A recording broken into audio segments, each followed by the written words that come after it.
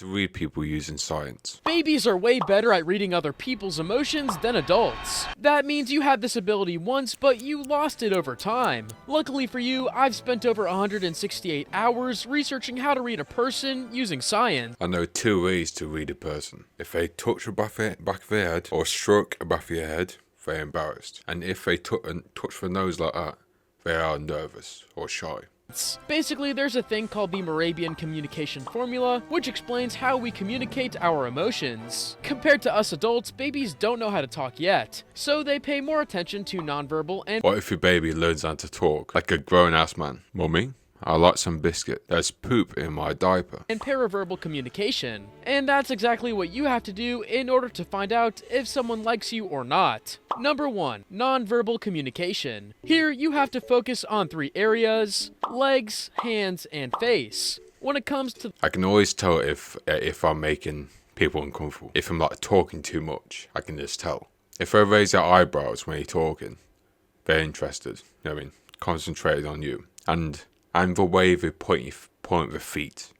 If the feet is towards you, then that's a sign that they're interested and they want to talk as well. legs, you have to pay attention to the distance between them. Usually, the bigger the distance, the more comfortable the person, up to a certain limit, of course. The direction of their feet. We tend to point our feet towards someone or something we like. The position of the heels. If someone's heel is slightly lifted off the ground, it's a sign that they're feeling nervous. And after that, we have the hands. I'm not gonna bore you with the usual signs like crossed arms, cracking knuckles, or clenched fists. But there are a few aspects that you have to keep in mind. I rarely do that now. I just want to sit there.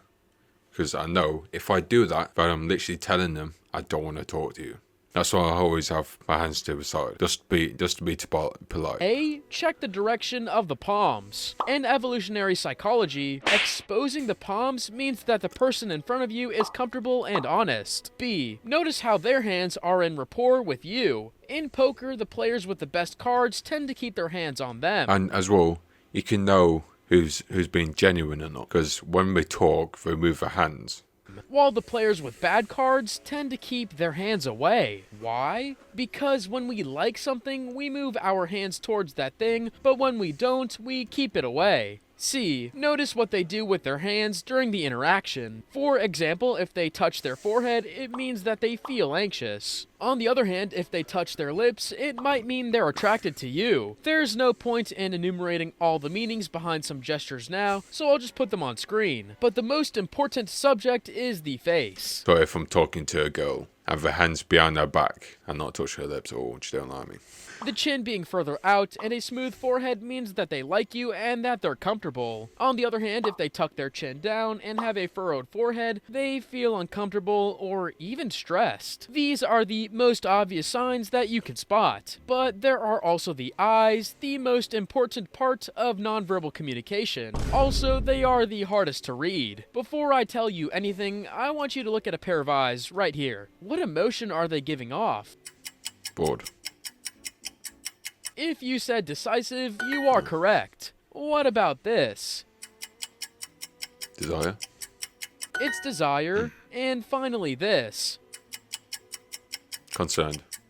It's concern. Yeah. If you didn't get them right, don't worry. I'm going to give you some specific details that 2 will out of help 3. you read other people's eyes. First, look at their shape. If someone narrows their eyes similar to this, it can mean they are either angry, suspicious, or concerned. That's like in cartoons though, where we do that. What's he up to, man? What's he doing? Yet in certain cases, it might just mean that a person is concentrating. On the other hand, if someone widens their eyes like this, it can mean that they are either surprised, alert, or even afraid. If the person in front of you gets these wrinkles around their eyes, it means that they're truly happy to see you around them. Now, there's also a special eye shape called closed-set eyes. You've probably seen this type of eye shape in a lot of celebrities, but the best example is is Marilyn Monroe. It happens when a girl has her eyes half closed while still maintaining eye contact. It's usually a sign of desire and interest. Most girls do this unconsciously, yet some do it on purpose due to the seductive effect it has on men. But besides the shape, you can also read someone's eyes by the direction they're looking at. In 1970, Richard Bandlier and John Grinder called this phenomenon neuro-linguistic programming. This is actually more helpful when you're trying to figure out if someone is being honest with you. But in 2021, a study that was highlighted in The Atlantic found out I think that using their hands is quite indicative of a tendency. You can always tell because if we're not stuttering. This happened, they tripped me, and I fell on the floor. I didn't trip anyone up.